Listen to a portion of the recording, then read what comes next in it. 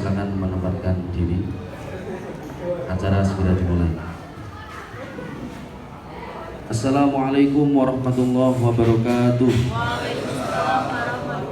Alhamdulillahirabbil alamin wa bihi nasta'inu ala umuri dunya waddin.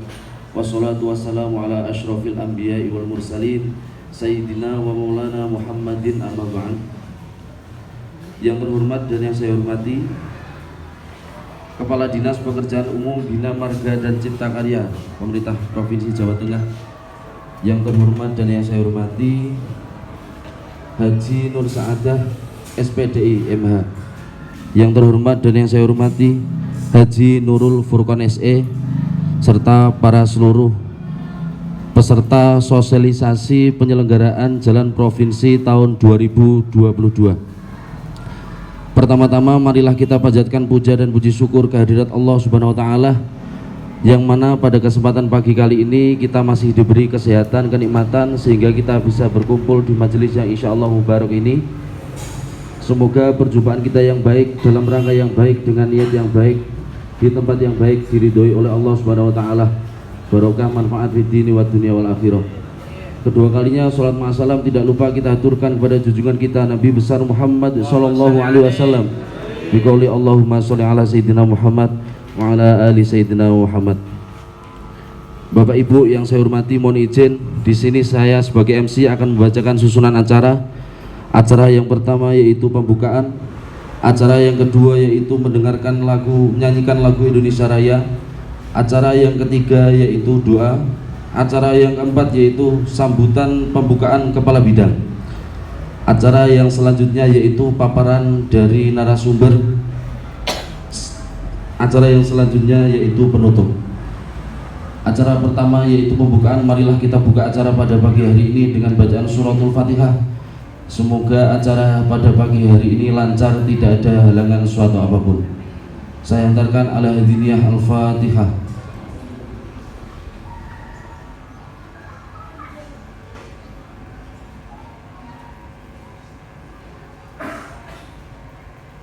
Selesai. Acara yang kedua yaitu menyanyikan lagu Indonesia Raya.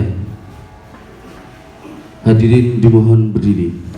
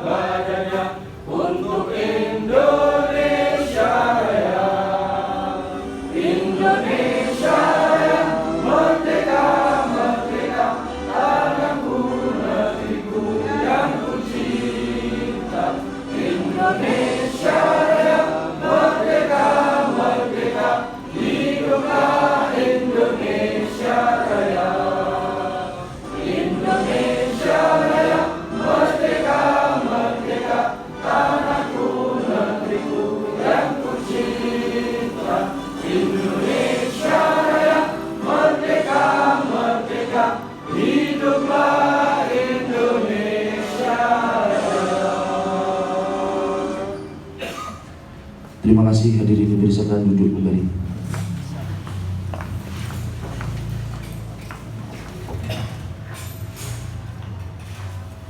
Acara yang selanjutnya yaitu doa.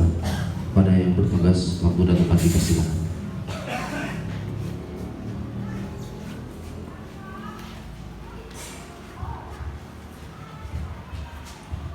لا حذر من هذا المصطفى محمد صلى الله عليه وسلم ولا حذر من الشر قد العجل قد تزول سمع ويجب العجل من الشر رحم الشر الكذب الشر الجل رضي الله عنه ولرضي جميع أرواح القيام شؤون الله لنا ولهم الفاتحة. أعوذ بالله من الشيطان الرجيم. بسم الله الرحمن الرحيم. Alhamdulillah. Diucapkan terima kasih. Acara yang selanjutnya yaitu pembukaan oleh kepala bidang atau yang mewakili. Waktu dan tempat dipersilakan.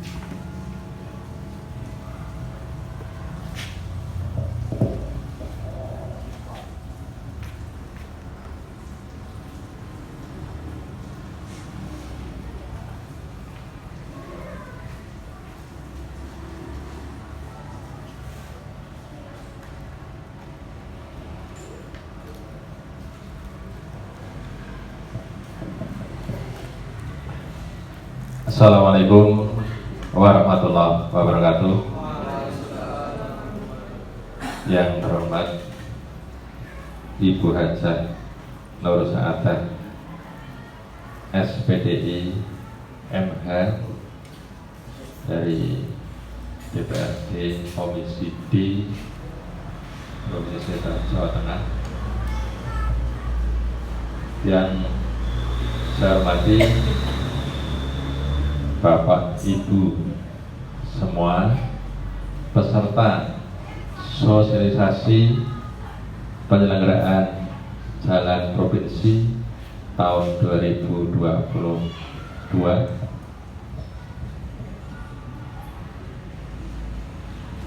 Pada kesempatan hari ini kita adakan sosialisasi tentang penyelenggaraan jalan provinsi. Itu bahwa kami ingin bersinergitas dengan Bapak Ibu semua tentang pengelolaan jalan. Jadi perkenalkan, saya Pak Parjo dari Dinas PU Bina Marga dan Cipta Karya Provinsi Jawa Tengah, UPT Bali Pengelolaan Jalan Wilayah Pati, yang mana saat ini saya mewakili Bapak Kepala Dinas, yang mana beliau ada tugas lain secara pribadi tidak bisa hadir di sini dan mewakili kepada saya. Dan untuk Bali Pengelolaan Jalan Wilayah Pati ini meliputi 4 kabupaten, jadi Kabupaten Jepara, Kabupaten Kudus, Kabupaten Pati, dan Kabupaten Rembang. Nah, itu lah yang ingin kami sosialisasikan kepada Bapak Ibu semua. Jadi supaya ke depan itu kita saling paham terhadap ketentuan yang ada, kita bisa bersinergitas dengan masyarakat untuk mendapatkan hasil yang lebih baik. Baiklah Bapak Ibu semua, acara sosialisasi pada hari ini dengan ucapan Bismillahirrahmanirrahim kita buka bersama.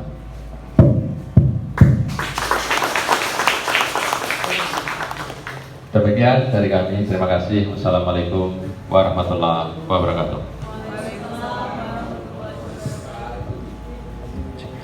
Padanya diucapkan terima kasih.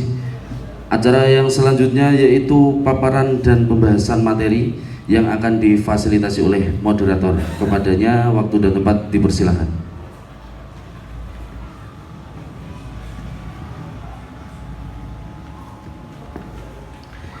Assalamualaikum warahmatullahi wabarakatuh. Bismillah, alhamdulillah, wassalatu wassalamu ala rasulillah wa ala alihi washabihi wa mawalah. La haula wala quwwata illa billah, amma ba'du. Yang terhormat Ibu Hajah Nur Saadah SPD MH, anggota Komisi D DPRD Provinsi Jawa Tengah dari fraksi PKB. Yang terhormat Bapak Haji Nuri Furqon SE, juga Komisi D dari fraksi P3. Yang kami hormati Kepala Balai Pengelolaan Jalan Wilayah Pati Bapak Parjo SSTMT, selaku perwakilan dari Dinas Pekerjaan Umum, Bina Marga dan Cipta Karya Provinsi Jawa Tengah. Segala puji bagi Allah, salawat dan salam selalu kepangkuan baginda Nabi besar Muhammad SAW. Bapak-bapak, ibu-ibu, para peserta yang terhormat, hari ini kita bersama-sama berkumpul di sini merupakan sinergitas seperti yang tadi sudah disampaikan Bapak Kepala Balai, bahwa sinergitas antara masyarakat, anggota legislatif dan eksekutif di dalam rangka untuk penyelenggaraan jalan provinsi. Jalan mana saja yang wilayah provinsi, kabupaten, perkampungan, dan mestinya ketika sudah dianggarkan dan dibangunkan oleh pemerintah, masyarakat bisa berperan serta untuk memelihara dan menjaganya. Baik, hari ini kita sudah hadir bersama kita dari Komisi D DPRD Provinsi Jawa Tengah. Pertama dari fraksi PKB, beliau Ibu Haja Nur Saadah SPD MH, dan yang kedua Bapak Haji Nurul Furqon tadi sudah hadir bersama kita dan pamit karena ada tugas lain yang harus dihadiri oleh beliau. Langsung saja nanti kita akan bersama-sama dipaparkan bersama beliau sosialisasi penyelenggaraan jalan provinsi tahun 2022 Balai Pengelolaan Jalan Wilayah Pati oleh Ibu Haja Nur Saadah SPD MH. Nanti dilanjutkan dengan tanya jawab sekedarnya. Kepada beliau kami haturkan semua.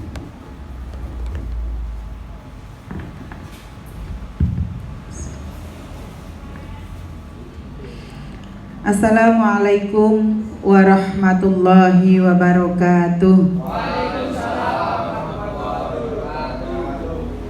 Bismillahirrahmanirrahim. Alhamdulillahirabbil alamin. Wa bihi nasta'inu ala umurid dunya waddin. Wassalatu wassalamu ala asyrafil anbiya'i wal mursalin wa ala alihi wa sahbihi ajma'in. Amma ba'du. Yang saya hormati Kepala Dinas Pekerjaan Umum, Bina Marga dan Cipta Karya Provinsi Jawa Tengah, yang dalam hal ini dihadiri oleh Bapak Suparjo STMT dari Balai Wilayah Pati, beserta segenap jajaran Bapak Ibu semuanya yang telah memberikan fasilitasi terhadap kegiatan sosialisasi tentang jalan pada pagi hari ini. Yang saya hormati moderator, tadi ada Pak Nurul Furqon karena ada barengan agenda acara di Demak dengan Dinas Perumahan dan Pemukiman sehingga harus cabut dulu. Yang saya hormati segenap peserta sosialisasi yang saya paham, saya tahu dan saya yakin semuanya soulmate-nya Pak Kiai Rokib, Pak Miftahur Rokib. Leres mboten? Nggih. Alhamdulillah. Dan semuanya yang hadir yang semoga mendapatkan rahmat dan ridho dari Allah Subhanahu wa taala. Alhamdulillah, mari bersama-sama kita lahirkan rasa syukur kita kehadiran Allah Subhanahu wa taala. Hari ini masih diberikan panjang usia, masih diberikan kesehatan, masih diberikan kesempatan, masih diberikan banyak rezeki sehingga kita bisa hadir di dalam acara sosialisasi dengan keadaan sehat walafiat tanpa halangan suatu apapun. Kira-kira kok ono sing ngeluh mungkin pamit. Alhamdulillah diparingi sehat. Ini perlu kita syukuri. Ora ketan sithik nggih. Kesehatan itu luar biasa nilainya. Ya toke waras keliliben ngono wae dadi masalah. Lalu sama mboten. Nah, oleh karenanya syukur taat intinya kepada Allah Subhanahu wa taala biqaulina alhamdulillahirabbil alamin. Semoga dengan rasa syukur yang tak henti-hentinya kita akan senantiasa diberikan tambahan nikmat dan barokah di dalam kehidupan kita. Selanjutnya salawat ma'asalam, mari kita selalu panjatkan keharibaan Rasulullah Muhammad SAW yang selalu kita ikuti segala tuntunannya, segala petunjuknya, segala perjuangannya, dan semoga kelak kita mendapatkan syafaatnya fid dini wa dunya wal akhirah, amin ya rabbal alamin. Kados pengajian umum, Pak.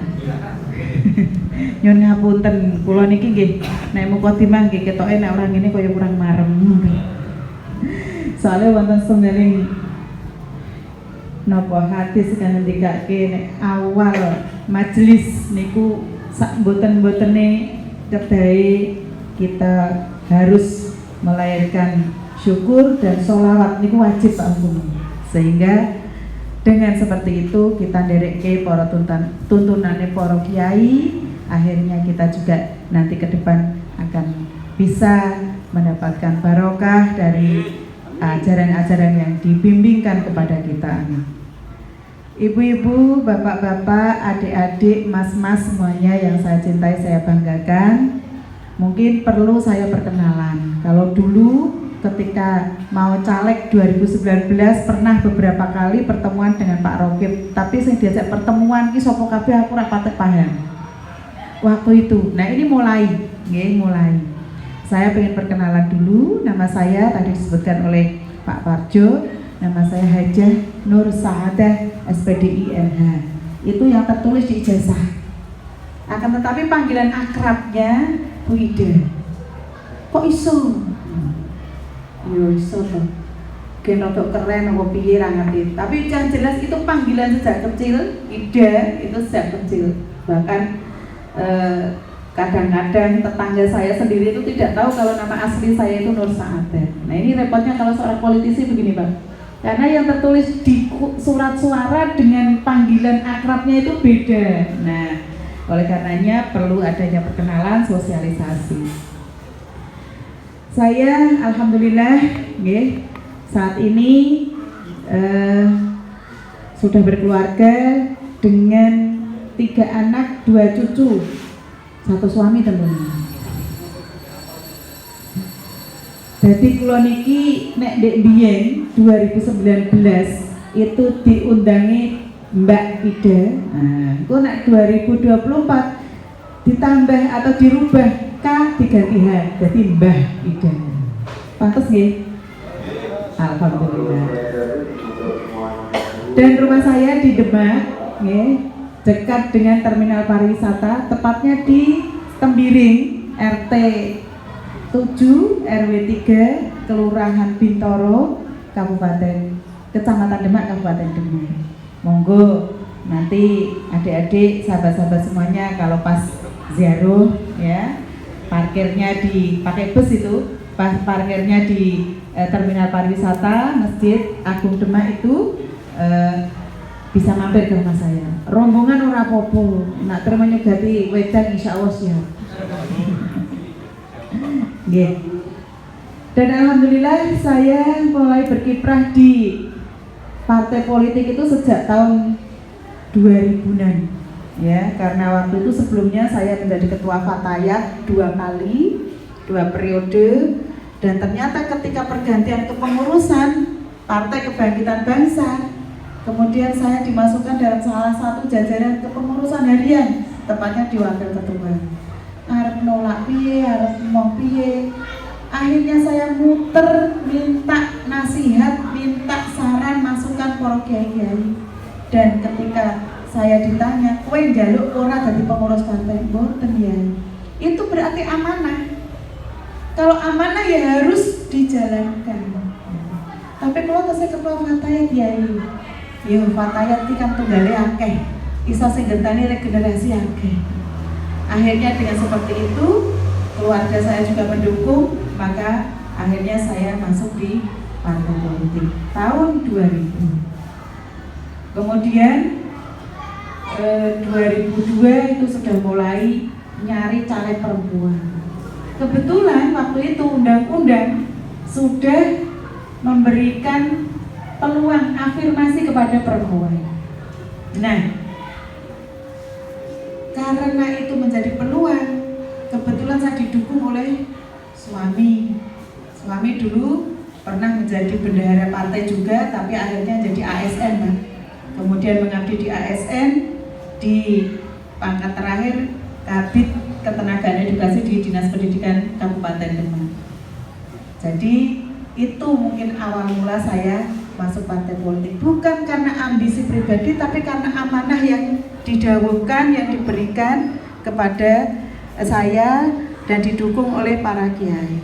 Akhirnya dengan seperti itu, mulai tahun 2004 saya maju sebagai calon anggota DPR di Kabupaten Demak, dan alhamdulillah langsung jadi. Soalnya wis di modal sosial ketua Fatayat, dan jaringan mbah saya, bapak saya itu, bapak saya juga jadi pertama katibnya Mbah Amin Soleh ketika di PWNU Jawa Tengah.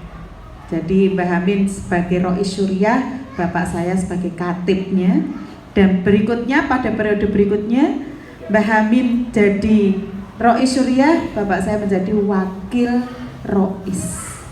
Lah wis modale jamaah pirang-pirang, akhirnya saya pun ketika ke Jepara sowan Yai Ubed, itu password yang saya gunakan ya nama bapak saya. Kula putrane Yai Musyafa Ahmad Yai. Masya Allah, saya sampai merinding kalau teringat itu, karena itu sudah lama banget ya, 2019 yang lalu, 2014 yang lalu. Ternyata beliau bareng-bareng haji ketika tahun 70-an dengan bapak saya, dan ketika itu beliau pas kondisi gerah yang merawat bapak saya. Akhirnya nyambung, walaupun beliau itu sebagai Dewan Majelis Suro P3, tapi gore ini gambarmu, engko pengurus yayasan tak kone nyoblos anak. Padahal beliau saat itu menjadi ketua Majelis Suro P3 Kabupaten. Tapi alhamdulillah karena kedekatan, karena ada hubungan emosional ya antara bapak saya dengan Mbah Yai Ubed, ternyata nyambung juga. Inilah barokahnya kita takzim kepada dawuhipun kiai. Nah ini saya kira adik-adik yang mungkin belum tahu soal sejarahnya bagaimana PKB dengan NU dan seterusnya, ini harus bisa dipelajari. Saya kira itu perkenalan saya. Mboten kedangun to Pak perkenalan? Mboten. Dan alhamdulillah saya senang sekali ketika saya mulai bersama-sama dengan segenap teman-teman dari Partai Kebangkitan Bangsa di Jepara yang tadinya 4 kursi tidak bisa membentuk fraksi, laras nggih, tasih kemutan toh? Ya. Akhirnya 2014 bisa nambah kursinya. Dan 2019 juga nambah lagi kursinya. Nanti di 2024 saya berharap karena tambahan milenial banyak sekali, nanti calon-calon dari milenial juga diperbanyak, nanti kursi PKB juga harus bertambah. Setuju betul? Setuju. Nah setuju kok tak daftar ke caleg kabeh nih ya. Baik, sahabat-sahabat, adik-adik semuanya, bapak-bapak, ibu-ibu, saya bertugas di Komisi D sejak 2014. Komisi D itu membidangi infrastruktur dan pembangunan. Sing diurusi dalan rusak, jembatan ambrol, irigasi rusak. Lah ngoten niku wonten apa mboten? Kuwatah sanget. Nggih, kuwatah sanget. Akan tetapi ini difokuskan yang menjadi tanggung jawabnya Provinsi Jawa Tengah. Loh, kok ngoten? Nggih. Karena masing-masing itu ada pembagian tanggung jawabnya. Di desa ada jalan desa, maka yang bertanggung jawab untuk memperbaiki, menganggarkan perawatan dan lain-lain itu adalah dari APBDes. Melalui apa? Melalui rapat-rapat yang ada di desa. Ada BPD, ada kepala desa, ada LKMD dan seluruh perangkat yang ada di desa memusyawarahkan piye carane dalane apik. Oh nak cukup dianggarke karo dana desa, baik yang bersumber dari transfer pusat maupun dari dana pendapatan asli desa, maka itu bisa didanai sendiri. Tapi kalau tidak mampu, tidak bisa, tidak kuat, ora cukup duite, maka bisa diajukan kepada kabupaten. Namanya apa? Bantuan keuangan desa. Pembangunannya tetap di desa. Yang melaksanakan tetap Pak Kepala Desa, Pak Petinggi, akan tetapi dananya dibantu dari dari kabupaten. Demikian halnya. Kalau dari kabupaten sudah tidak mencukupi, maka bisa diajukan kepada provinsi dan juga kepada pusat. Kalau pusat kan sudah melalui dana transfer tadi. Tapi banyak sekali sekarang ini, mungkin dari Kemenaker itu ada yang namanya apa? Padat karya, ya kan? Walaupun yang dibayari wong etok, nanti anggaran untuk beli beton dan lain-lain bisa dianggarkan dari sharing APBD. Ya. Untuk bisa mendapatkan alokasi dana bantuan dari kabupaten maupun dari provinsi, maka pemerintah desa harus mengajukan usulan melalui pembuatan proposal yang ditujukan kepada kepala daerah. Kalau kepada kabupaten, maka kepadanya adalah Bupati Jepara. Kalau kepada provinsi, maka yang dituju adalah kepadanya Gubernur Jawa Tengah. Disertai dengan usulan atau proposal yang biasa kepada YTH karepe opo, njaluk dikit dalan, panjangnya piro, neng endi dan lain-lain, ya. Kemudian tempatnya di mana, titiknya di mana, RT berapa, RW berapa, jalan antara mana dan mana, panjangnya berapa, kemudian yang mau dibangun lebarnya berapa, tingginya berapa, volumenya berapa. Itu harus ada rencana. Dan rencana itu namanya rencana anggaran biaya, RAB.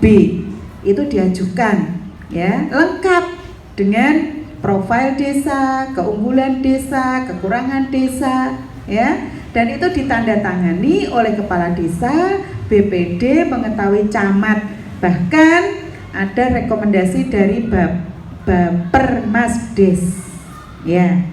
Monggo kalau di sini kebetulan ada yang aktivis di desa, itu bisa disampaikan kepada Pak Petinggi untuk bisa diakseskan. Karena saya dilihat masuk ke sini itu jalannya Masya Allah banyak jeglongannya, ya kan? Leres Pak, jeglong-jeglong apa jenengan nitie karo sare ora krasa. Nggih, rekreasi.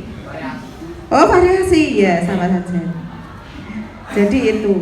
Kemudian untuk yang provinsi, jumlah jalan provinsi itu ada 168 ruas yang panjangnya 2404,741 km. Saya ulangi, 2404,741 km. Niku sing panjang jalan provinsi. Niku teng pundi kabeh kok sampai 2400. Nggih seluruh Jawa Tengah. Nah, untuk yang di Jepara, nggih, di Jepara itu ada Jalan Kudus Margoyoso. Itu batas Kabupaten Jepara. Panjangnya 8,3 km. Kemudian Margoyoso batas Kabupaten Kudus. Ini tempatnya di Jepara, panjangnya 17,41 km.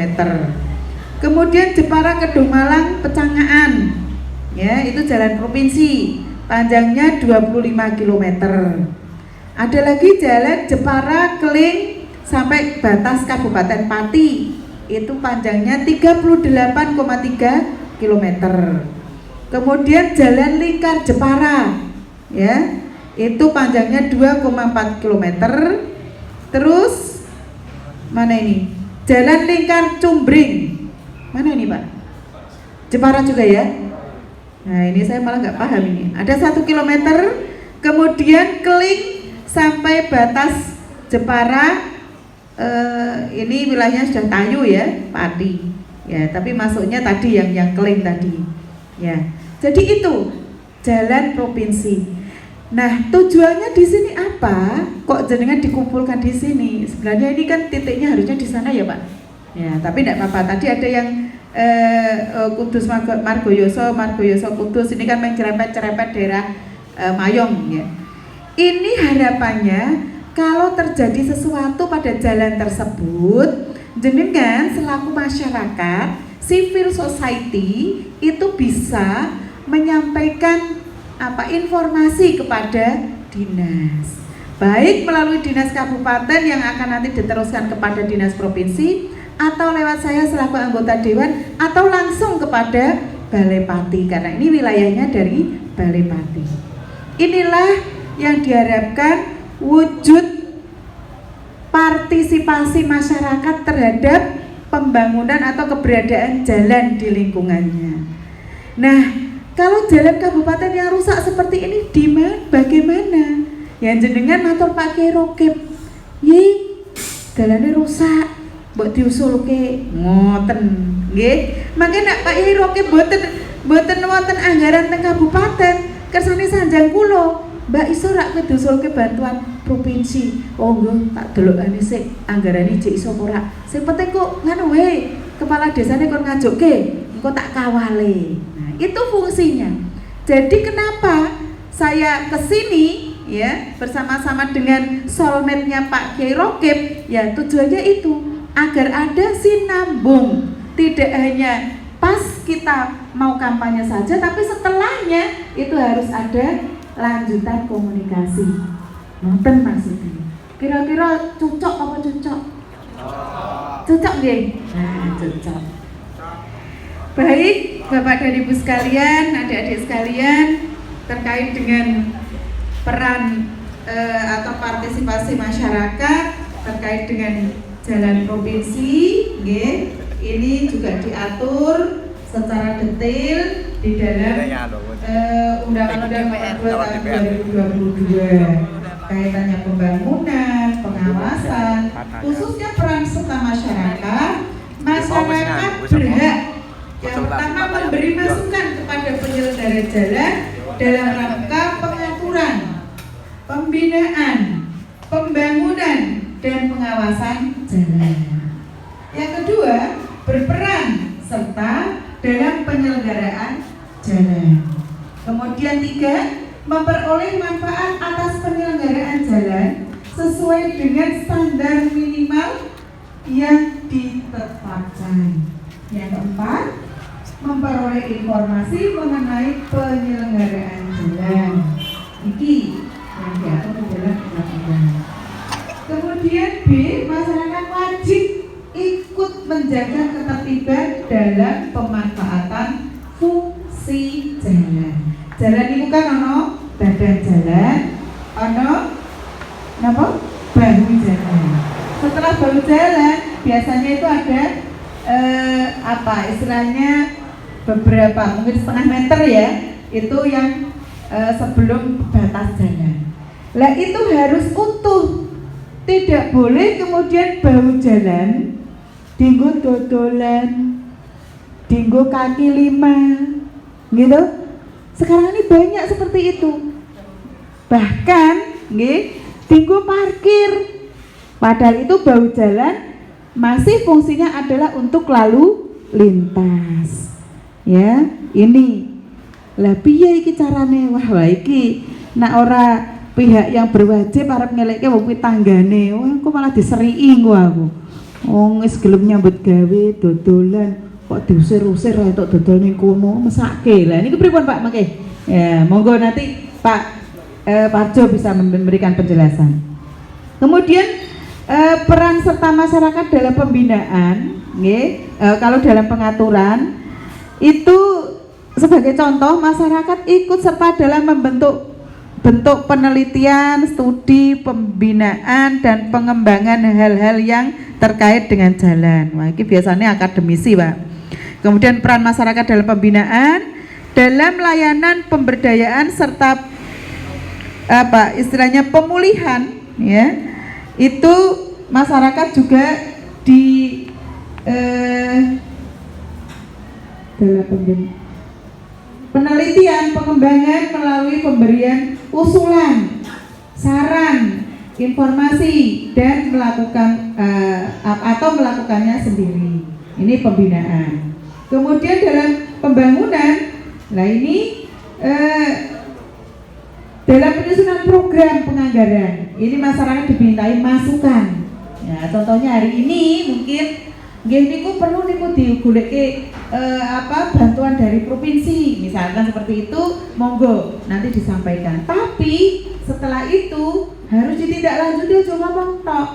Karena apa? Tanpa adanya proposal tidak ada yang bisa dilakukan. Semua harus berdasarkan ajuan, usulan. Sehingga ketika usulan itu sudah masuk ke saya, kemudian saya ajukan melalui input dari DPRD setelah melakukan penyerapan aspirasi, ya itu nanti baru diproses di dalam penganggaran. Aku mlebu ke iki, orang nu duitnya, misalkan dari dinas ini, yang dinas ngurusi yang punyanya dinas, wis tak coplok ke aspirasiku, mbok 200 juta, mbok piro, ya. Yang penting itu nanti bisa diupayakan untuk penganggaran di APBD Provinsi Jawa Tengah. Tapi melalui proses tadi. Dan biasanya untuk inventarisasi masalah inventarisasi perusahaan tersebut itu mulai bulan Maret sampai bulan Juni. Ingat-ingat ya, bulan Maret sampai bulan Juni. Karena Juli itu sudah mulai inputan, kemudian mulai RKPD, kemudian pembahasan KPPAS dan dibahas di APBD. Panjang, usulan itu setahun sebelumnya. Tidak bisa nak bedunduk koyok jaluk duit karo bayi. Paham ya? Yo gen ngerti barang, sapa ngerti kok sesuk orang sudah di DPR gen untuk mudah. Ya, ngoten. Nggih, mungkin itu nggih terkait dengan sosialisasi tentang jalan, ada sanksi juga, nggih.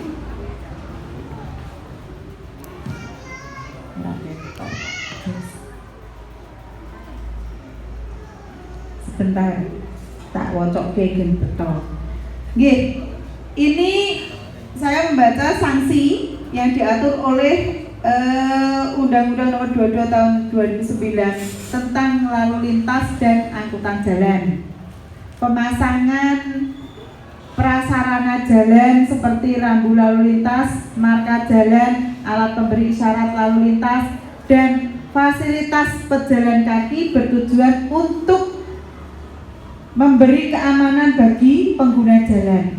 Orang yang merusak prasarana jalan sehingga tidak berfungsi, maka diancam pidana penjara paling lama 2 tahun atau didenda sebanyak paling banyak 50 juta. Ini aturannya. Jadi nek rambu-rambu lalu lintas ngoten niku aja gratil tangane. Wonten ancamane. Kok sing guyu-guyu kita wis tahu. Apa meneh pas nggawa pilok.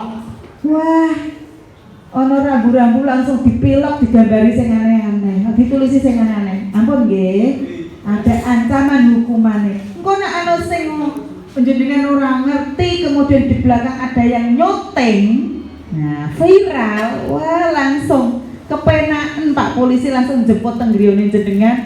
Ini pelanggaran hukum dan bisa diancam kurungan pidana paling lama 2 tahun dan denda paling banyak 50 juta. Di 50 juta kira iso nggo umroh wong loro. Kok malah arep nggo ngijoli. Nggih mboten Pak. Lah, mulane sing kulino gratil tangane niku direm nek ana ngono-ngono kuwi, ya, itu. Kemudian sanksi bagi perusak prasarana jalan tersebut merupakan lampiran dalam peraturan Menteri Perhubungan. Ya, ini tadi saya jelaskan. Kemudian pasal 257 Undang-Undang 22 tahun 2009 tentang lalu lintas dan angkutan jalan. Orang yang melakukan perbuatan yang mengakibatkan gangguan pada fungsi rambu lalu lintas, marka jalan, alat pemberi isyarat lalu lintas, alat-alat pengaman pengguna jalan sesuai pasal 28 ayat 2 dipidana dengan pidana penjara paling lama 1 tahun penjara atau denda paling banyak 250.000 rupiah. Ya ini. Selanjutnya mungkin ada aturan-aturan banyak sekali kaitannya dengan angkutan jalan. Ada overdimensi, overload ya, ini khususnya bagi yang punya kendaraan ditambahi dogone, tambahi gedene ya. Itu juga melanggar sebenarnya. Kemudian pelaporan jalan melalui aplikasi Jalan Kita.